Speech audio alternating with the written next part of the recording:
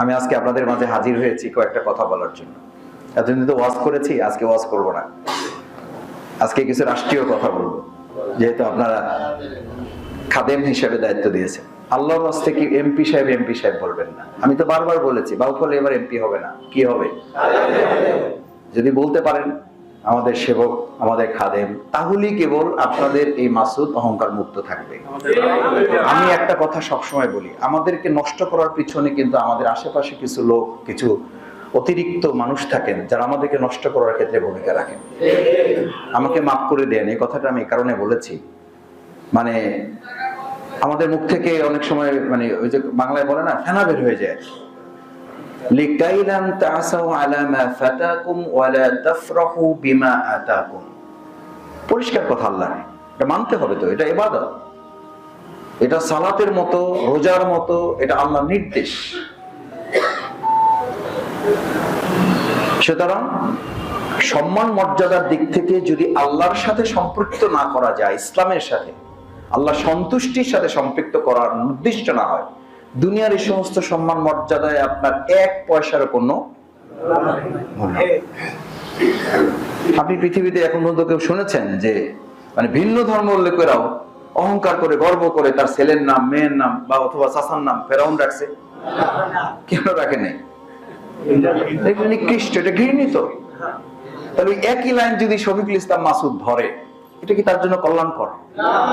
আমাকে তো বেলাল রাদিয়াল্লাহু তাআলা লাইন ধরতে হবে। তাহলে আল্লাহ দুনিয়াতেই আজানের মাধ্যমে আমাকে ওইরকম সম্মান আল্লাহ তাআলা আমাদেরকে দিতে পারেন না? পারেন। ইন্নাল ইজ্জাতা লিল্লাহি জামিআ। এমপি মর্যাদা মাপকাঠি না, মাপকাঠি হচ্ছে আল্লাহর বান্দা, আল্লাহর গোলাম হওয়া। ভালো করে বুঝেন যে তাশাহুদ আপনি পড়বেন, আজকে নামাজে পড়ছেন তো?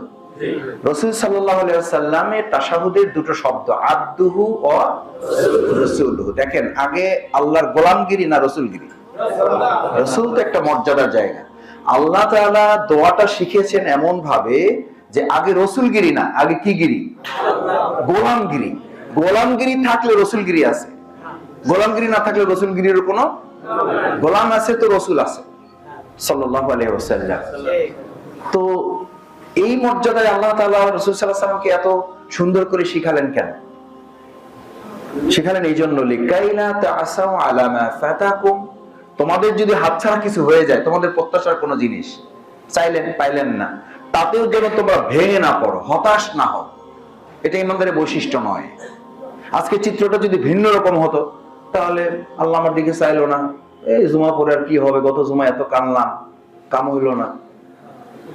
এটা ইমানদারের নিয়ম? কিন্তু এরকম কথাও আমরা কখনো কখনো বলি, ফেলি কিনা? আল্লাহ কথা শুনলো না, আস্তাগফিরুল্লাহ। লিকাইলা তাসাউ আলা মা ফাতাকুম। তোমার প্রত্যাশা মতো সব হইতে হবে এটা জরুরি না। সমস্ত প্রত্যাশা পূরণের জায়গা দুনিয়া নয়, সমস্ত প্রত্যাশা পূরণের জায়গা জান্নাত। আপনি দুনিয়াটাকে জান্নাত বানাবেন কি করে? কয় ভাই, এটা হলো না, ওইটা হলো না, এটা পাইলাম না, ওইটা দিলেন না,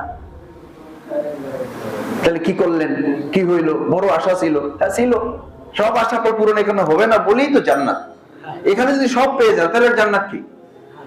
তার জান্নাত যদি দুনিয়াটাই হয়, তাহলে একটা শক্ত কথা শোনেন। শক্ত কথা তো অন্যভাবে বললে আবার মাইন্ড করবেন, কোরআন হাদিস দিয়ে বললে তো শুনবেন নাকি?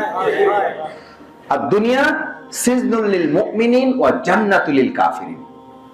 এবার সিদ্ধান্ত আপনার, এখন সিদ্ধান্ত আপনার, আমার কোনো বক্তব্য নেই। ক্বালা রাসূলুল্লাহ সাল্লাল্লাহু আলাইহি ওয়াসাল্লাম, আদ-দুনিয়া সিজনুল মুমিনিন। যদি ইমানদার হও তাহলে দুনিয়াটা একটা জেলখানা। কি খানা? জেলখানা। তাহলে এখন কই আছেন? জেলখানায় মানুষ যত ভালো থাকুক, থাকতে চায়, কিন্তু আপনি তো থাকতে চান, তার মানে সমস্যা আছে।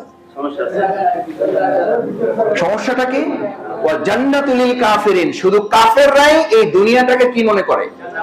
জান্নাত মনে করে। তাহলে তো আপনি যদি দুনিয়ার সব পাওয়ার চিন্তা করেন, আমি যদি সব পাওয়ার চিন্তা করি, তাহলে তো আমার ডেজিগনেশন, আমার পরিচয়টাই কি হয়ে যাচ্ছে?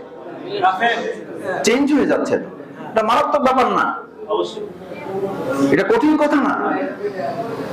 তাহলে সমস্ত চাওয়া পাওয়ার জায়গা দুনিয়া নয়, সমস্ত চাওয়া পাওয়ার জায়গা জান্নাত। আর যদি আমি দুনিয়ায় সব চাওয়া পাওয়ার ঠিকানা নির্ধারণ করি, তাহলে আমি ইমানদার থাকি না, আমার পর্যায়টা কাফেরের জায়গায় চলে যায়।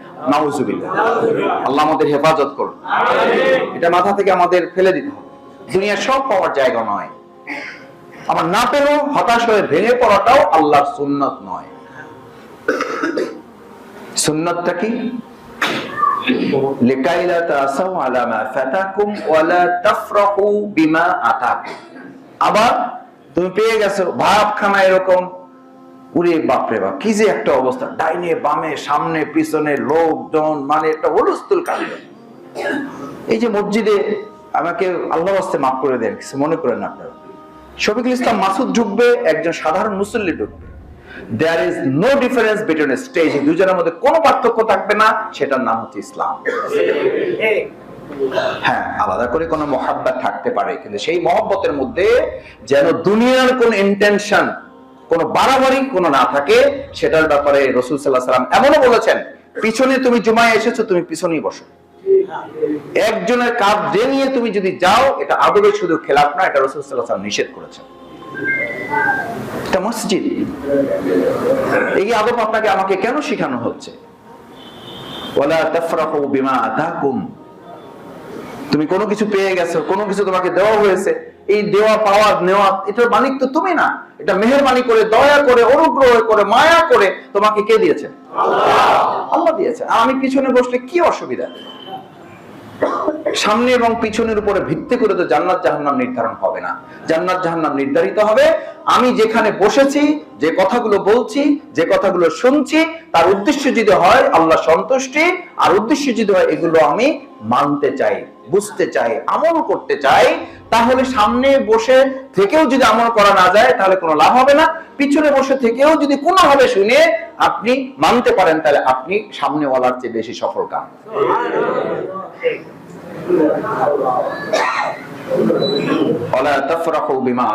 তোমার কোন প্রাপ্তি তোমাকে যেন অহমিকা, অহংকার, দম্ভ, প্রভাব বিস্তার করা, ক্ষমতা প্রয়োগ করা, এটার দিকে না নিয়ে যায়। কারণ ক্ষমতার মালিক তুমি না, আমি না।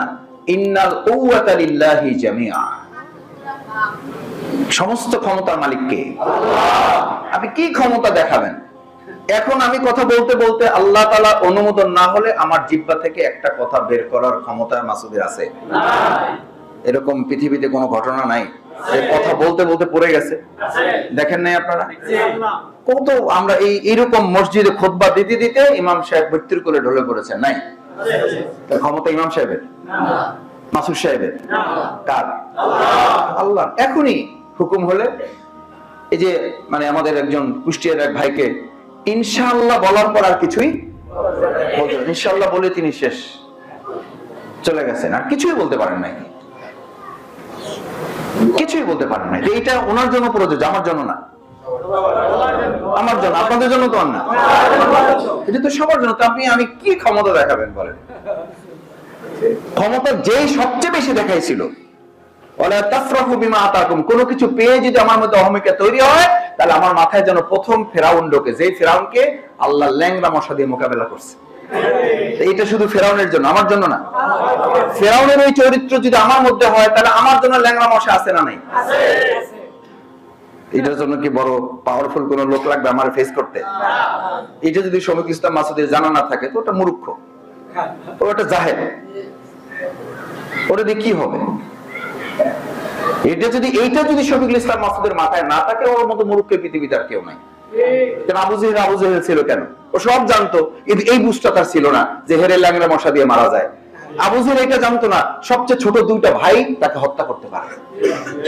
হত্যা করছে কি বড় মানুষ তারে? ওই আবু জেহেল, ও সবচেয়ে ক্ষমতা দেখাইছে। আল্লাহ বলেন তোরে বড় মানুষ দিয়ে মারবো না, তোরে মারবো ছোটগুলোরে দিয়ে। মারছে না মারে নাই? মারছে। এগুলো তো ইতিহাস, এবং শুধু দুনিয়ার ইতিহাস না, ইসলামের ইতিহাস, স্পিরিট অফ ইসলাম। এটা যদি আমার মাথায় থাকে, আমাদের মাথায় থাকে, তাহলে আমরা পরস্পরকে সহযোগিতা করে আমরা আমাদের প্রিয় বাউফলটাকে এগিয়ে নিয়ে যেতে পারবো ইনশাআল্লাহ। এটা কি আমরা পারবো ভাই?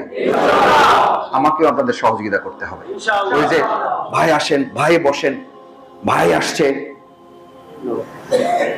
ভাই আসছে, ভাই আসছে কি? আল্লাহ গোলাম আসছে একজন, বিশ্বাস করেন, অন্তর থেকে বলছি। আমাকে পারিবারিক ভাবে যারা চেনেন, আমরা এইভাবে গড়ে উঠেছি। এখন যেমন কথা বলছি, এটাতেও যেমন কোনো উচ্ছ্বাস নাই।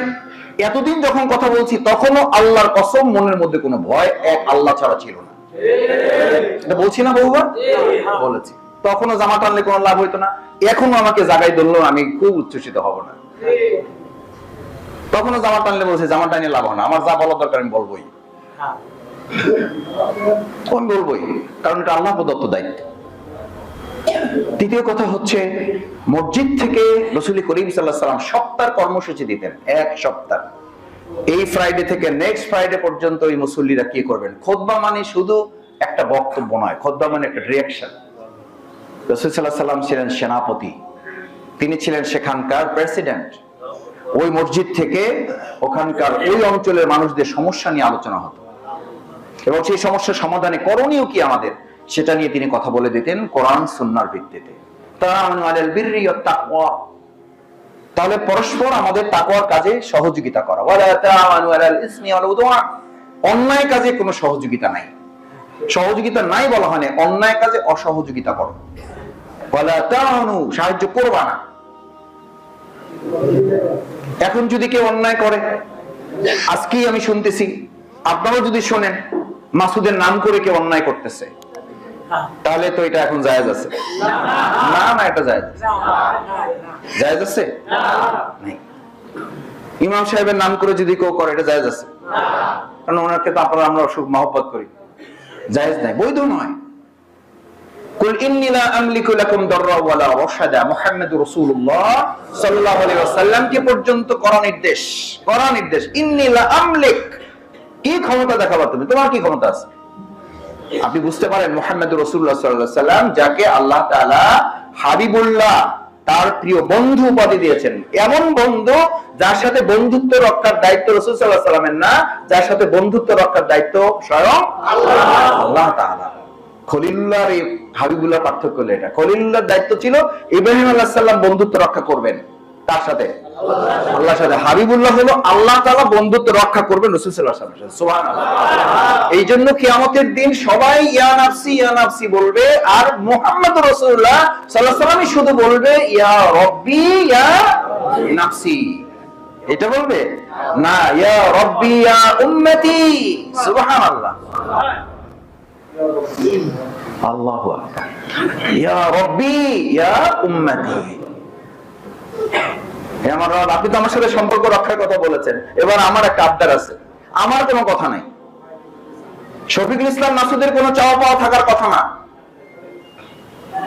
আমার চাওয়া পাওয়াটা হচ্ছে, ইয়া আল্লাহ, হে আমার রব, হে আমার মনিব, আমার উম্মাহ একটাকে রেখেও আমি জান্নাতে যেতে চাই না।